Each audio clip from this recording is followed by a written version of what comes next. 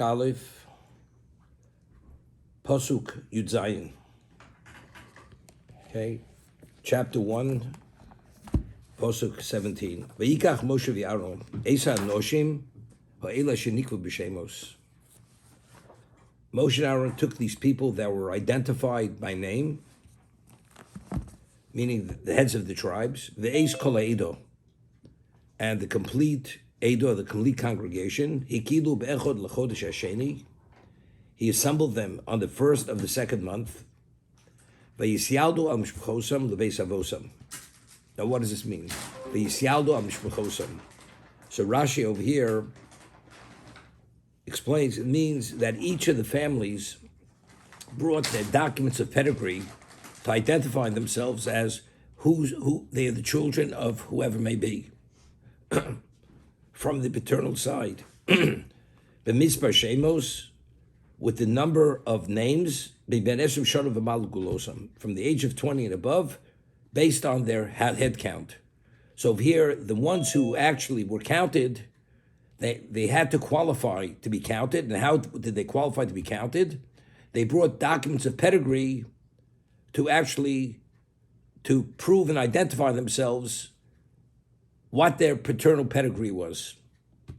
Kashetziva Hashem es Moshe, as Hashem had commanded Moshe, and they were counted in the Sinai desert. So Rashi says, what's v'yishlu al bishpachosam?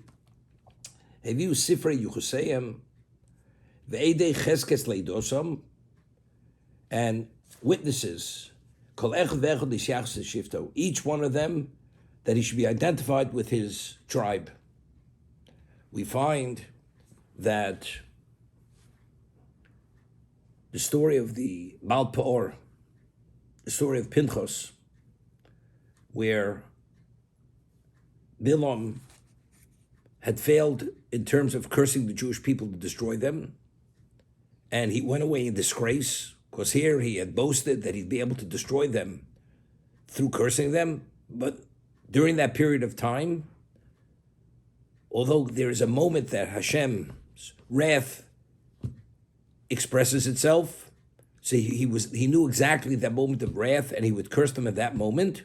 Hashem withheld even that moment of wrath during that period of time, so the Jews should not be subject to the curse, because at that moment, the attribute of justice is so intense they wouldn't have survived if Bilam would have cursed them at that moment.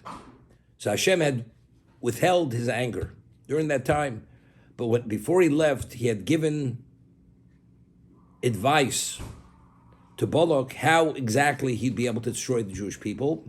He said the God of the Jews will not tolerate licentiousness. Sexual impropriety he will not tolerate. So he said this is the story with the women, the Midianite women went out, and they were beautiful, and they seduced the Jewish people. However, there was a prerequisite. They would not allow them to engage with them until they worshipped the Baal Peor. And then there was a plague. And this is the whole story with Pinchas, that he was the zealot, and the wrath of Hashem was so intense, the Jewish people would have been destroyed if Pinchas wouldn't have intervened and killed Zimri ben Solu. Zimri was the prince of the tribe of Shimon, and as a result of that, the plague stopped. That was later. Soon after that story, where the Jews had failed with Baal Peor, the Torah goes and again counts the Jews. And it goes, identifies the families. And over there, if you remember, each family is mentioned. Let's say there's the family of Chanoch, and it refers to the family Mishpachas HaChanochi, HaPalui. These are the various names of the families. So we find that the family has the Hey at the beginning of the name and the Yud at the end of the name. Why? Because what did the Egyptians say, and what did the world say? The Jews are deluding themselves. Here they're priding themselves that they themselves are the issue of their parents, but yet, logically, it doesn't make any sense. Why? Because if the Egyptians actually controlled their bodies, you don't think they actually had control over their wives? Do you really believe that the people who fathered these children are the Jews. It was the Egyptians. The Egyptian masters actually cohabited with the Jewish women, and that's the parent. The parenthood is from the Egyptian, not the Jews. So Hashem over there says, I personally attest that, and this is Yud K, Yud Hey, Hachanochi, Hapalui, that I attest that these are purebreds.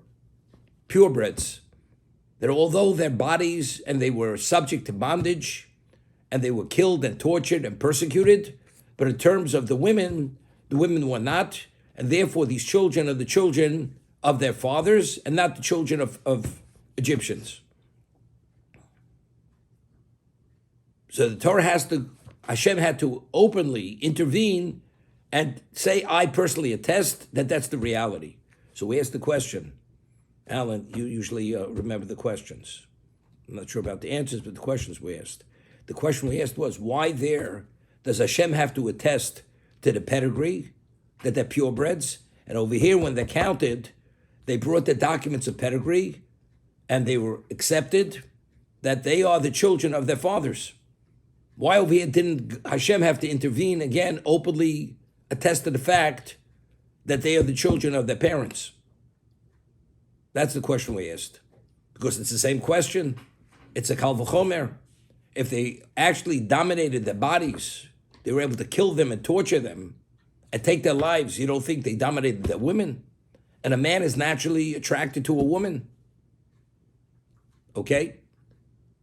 That's the question we asked. So what we answered was, firstly, it was almost the women in Egypt, they were actually, there was like an aura that although they were slaves, Egyptians would not dare go near a Jewish woman.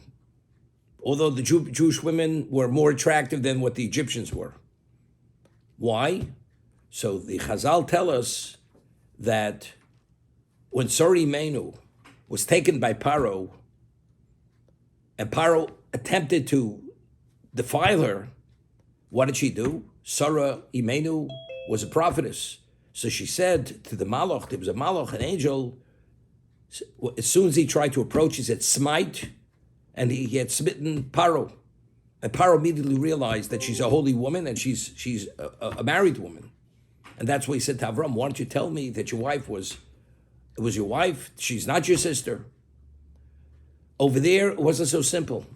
Sari Menu was at a crossroads. If actually she would allow herself to be taken by Paro, she would have become the queen of the world. Egypt was the height of civilization. And despite that she could have had that opportunity, there wasn't a consideration. She immediately rejected this man, and she summoned the Malach to smite him, so therefore he could not approach her. So because Sarah would not allow herself to be defiled, Hashem says, your granddaughters, when they'll be in Egypt, for this period of time, no Egyptian man will defile a Jewish woman. So the Jewish women had special divine protection in Egypt.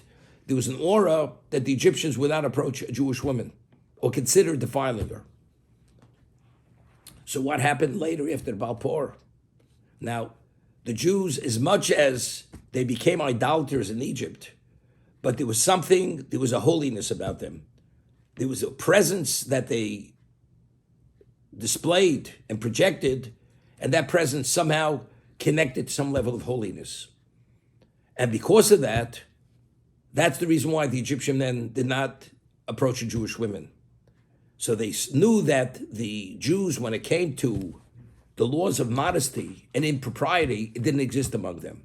The Jews among themselves, they were careful to the nth degree that among themselves there's no impropriety. There was no adultery and there was no incest. As a result of that, it was not to be considered that the Jewish people, that the Egyptians or the world, that the Egyptians defiled the Jewish women. But once they saw among the Jews themselves that there's an impropriety, that the Jewish men engage with these beautiful other women who are not their wives, so we see that among them, there's a level of impropriety. They don't merit that special divine protection. So once they don't have the divine protection, we have a question now. Here they're priding themselves in terms of the pedigree, so they said it's a delusion. Because what? Do you mean to say if they controlled your bodies and they dominated your bodies, don't you think they dominated your women? Therefore, Hashem over there openly has to attest to the fact, Hachanochi, Hapalui, Yud Kei, I personally attest to the purity, to the pedigree of the Jewish people, that they are the issue of their fathers and not the children of the Egyptians.